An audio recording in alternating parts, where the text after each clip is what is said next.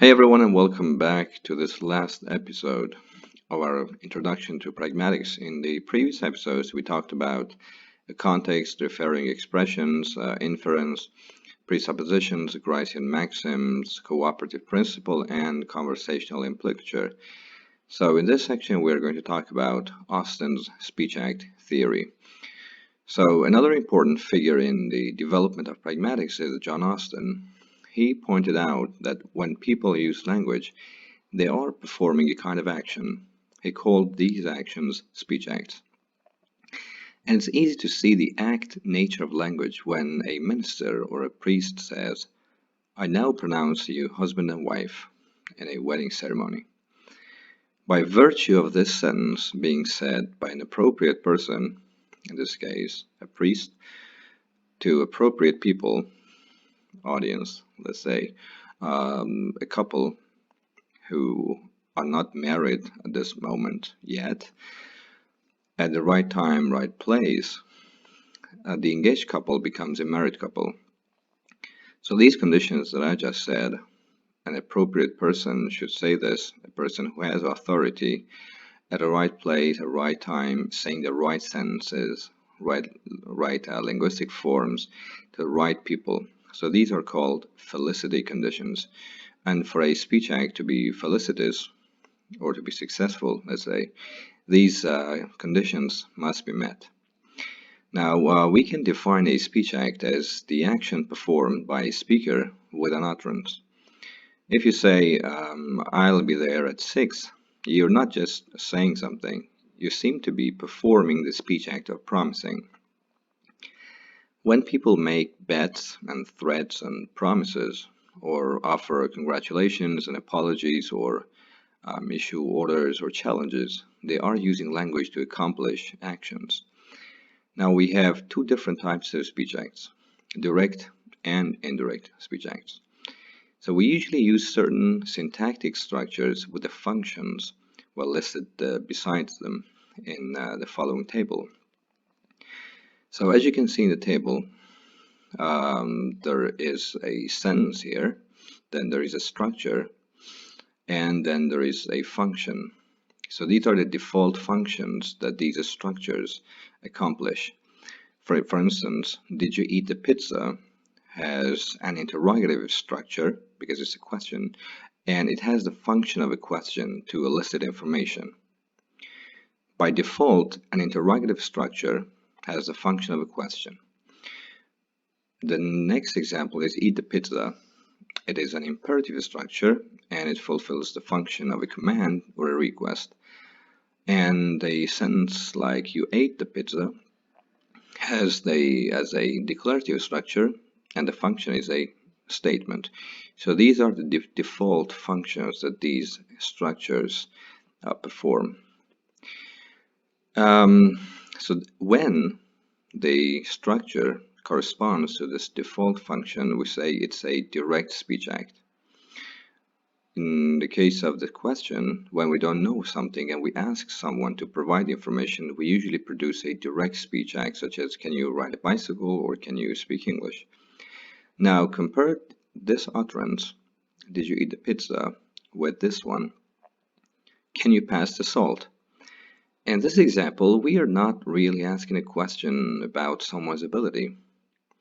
In fact, we don't normally use this structure as a question at all. We normally use it to make a request. That is, we are using a syntactic structure, interrogative, which is by default associated with a function of a question, but in this case, with a function of a request. So this is an example of an indirect speech act. So whenever one of the structures in the previous list is used to perform a function other than the one listed beside it on the same line, the result is an indirect speech act. Another example can be, instead of this declarative here, like "It is cold in here." It is a declarative. You can think of it as a statement, but it might be a request for your friend to close the window because it's cold. So in that sense, "It is cold in here" is a declarative structure, but the function is a request. Now, the main reason we use indirect speech acts seems to be that actions such as request, presented in an indirect way, like could you pass the salt or could you open the door, are generally considered to be more gentle or more polite in our society than direct speech acts like open the door or pass the salt. Now, this issue of politeness is what we are going to talk about now. So we can think of politeness in general terms as having to do with ideas like being tactful, modest, or nice to other people. In the study of linguistic politeness, the most relevant concept is face. So your face in pragmatics is your public self-image. This is the emotional and social sense of self that everyone has and expects everyone else to recognize. Politeness then can be defined as showing awareness and consideration of another person's face. If you say something, for instance, that represents a threat to another person's self-image, that is called a face-threatening act. For example, if you use a direct speech act to get someone to do something, like give me that paper or open the door, you are behaving as if you had more social power than the other person. If you don't actually have that social power, for instance, you're not a military officer or a prison warden, then you're performing a face-threatening act. An indirect speech act, in the form associated with a question like could you pass me that paper or could you open the door, removes the assumption of social power. So you're only asking if it's possible. This makes your request less threatening to the other person's face. So whenever you say something that lessens the possible threat to another's face, it can be described as a face-saving act. Now, we have two types of face. We have both a negative face and a positive face. But remember, negative doesn't mean bad here. Also, positive doesn't mean good. Negative face is the need to be independent and free from imposition.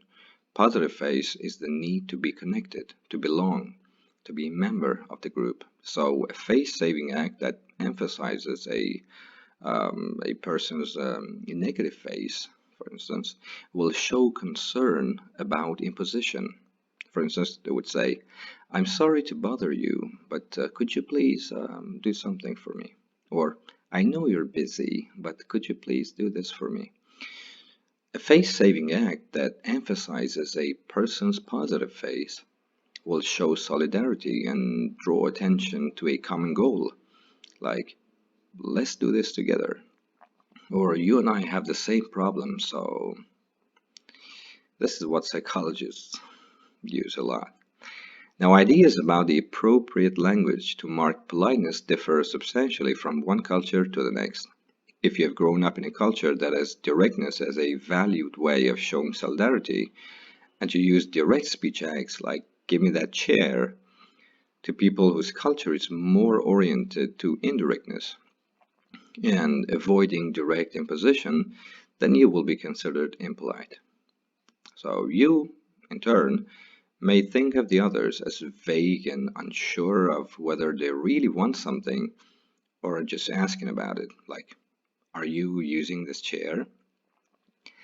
In either case, it is the pragmatics that is misunderstood, and unfortunately, more will be communicated than is said here. So, my friends, these are the general topics covered in pragmatics. This is a vast area, and we have just touched the surface. I will have more detailed courses covering more topics such as conversation analysis, discourse analysis, and sociolinguistics in the following week. So please, if you haven't already, join and hit the like and subscribe buttons below. It means a lot to me. See you in the next lecture.